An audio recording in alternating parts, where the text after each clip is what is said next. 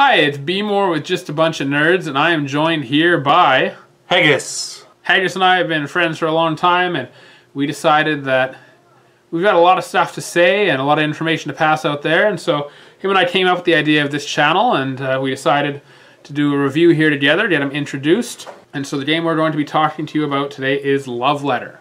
And Love Letter I just taught to Haggis today. Yes, I'm brand new, so you'll have to bear with my mistakes for everyone who's already know how to play this game. Love Letter is a card game for 2 to 4 players, and it's a basic concept using a deck of 16 cards. The story behind the game is that the queen has, I don't know, I think She's dead. the story behind the game, I think the king is dead and the queen's been No, arrested. the king's a card right there. You're right, the king's card. You goof. The king's a card, he's right there. The story behind Love Letter is Queen Mariana has been arrested for high treason, and each player is competing for the affection of the princess. So in the game there are 8 different versions of cards.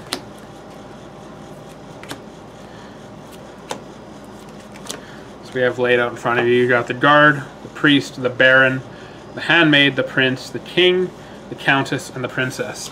Ooh.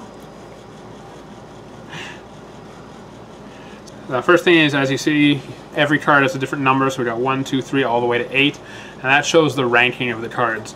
Because you're trying to get closest to the princess to get your token of affection to her, the guard is the person furthest from the princess, and then the priest, the baron, all the way up to, if you have the princess card, you've pretty much got a good chance of winning the round. The next thing is, there are stars on each card, and that represents how many of the cards are in the game. And the third component is on the bottom of each card. There's a description of what happens with the card. And so I'm just going to go over this a bit and explain what each one means, and then we're going to play a quick round of or two of a 2-person game. So I'm going to read the cards right off here. So the guard, name a non-guard card and choose another player. If that player has the card, he or she is out of the round. So that's pretty straightforward. Except for me. You can't pick me. You can't pick Haggis because, well, it's true, he's usually out of the round by the time you play a card. I will win. The second card is the priest, and the priest allows you to look at another player's hand. The third card, the baron, you and another player secretly compare hands. Ooh. Yours is bigger, that's not fair. The player with the lower value is out of the round. The fourth card is the handmaid, and so when you play it until your next turn, no one can target you with any of the cards, so it's like a protection for 1 round. Card 5 is the prince, and the prince lets you choose any player, including yourself, and that player discards their card and draws another card. The king allows you to switch your hand with another player. I don't think we can do that one on camera. The countess does not have an ability on it. It actually has a rule on it. If you have the countess and either the king or the prince, you must discard the countess card. Now you can discard her at any time. You can use that as a form of bluffing to let people think that's what you have if they're trying to guess for you. But there is no ability when you play her card. And the final card is the princess. And it simply says, if you discard this card, you're out of the round. So you lose. The only way I've ever seen someone discard it is if someone plays the prince and forces them to discard it, in which they have no choice and they will lose the round. So there are 2 ways to win a round in this game. One is to be the last person still in the round. The other is if there are no cards left in the deck for anyone to draw, everyone who's still in the game reveals the card in their hand. The highest value card is the closest to the princess, and they win one of the tokens of affection. And depending on how many players you're playing, 2 players I believe you go to 7 points, and 4 players I believe goes to 3 points.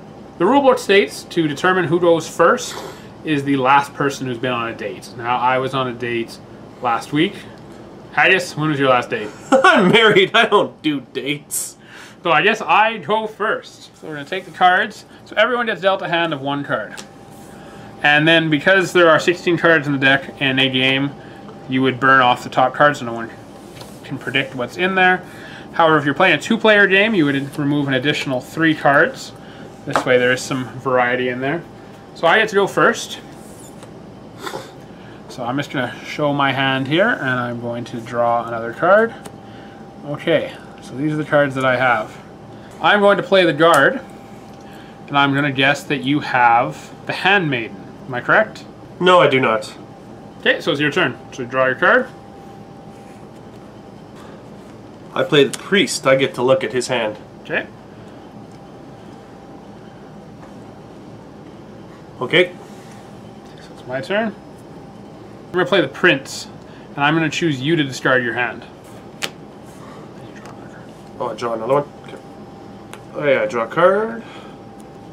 I play a guard, and I will say that you have a baron. Nope. So it's my turn again.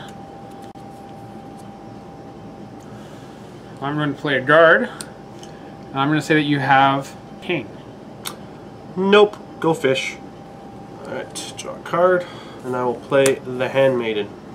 The Handmaiden protects from me playing any cards that target him, which is pretty much all of them. So I'm going to play the guard, and since the only player in the game is Haggis, and he's not able to be targeted until his next turn, I cannot do anything. Okay, draw a card. So he discarded the Countess. So this is the last round, as I get to draw a card. So I'm going to play a guard, and I'm going to guess that he has the Prince. No. We came down to both of us are still in the game. So to determine who wins this round, we'll both reveal our cards. I got the king. He's got the king, and I have the princess. So I will take one token of affection from this lovely heart and arrow that I just made. I'm artsy. And we will go on and do another round. So round 2. Now whoever wins the round gets to be first player in the next turn. So round 2. Thank you, sir. So I'm going to draw this card here. And I'm going to play the priest. So I get to see your hand. Okay. Draw a card. And I'm going to get you to discard your hand and draw a new one. Okay, so I'm going to discard the Handmaid.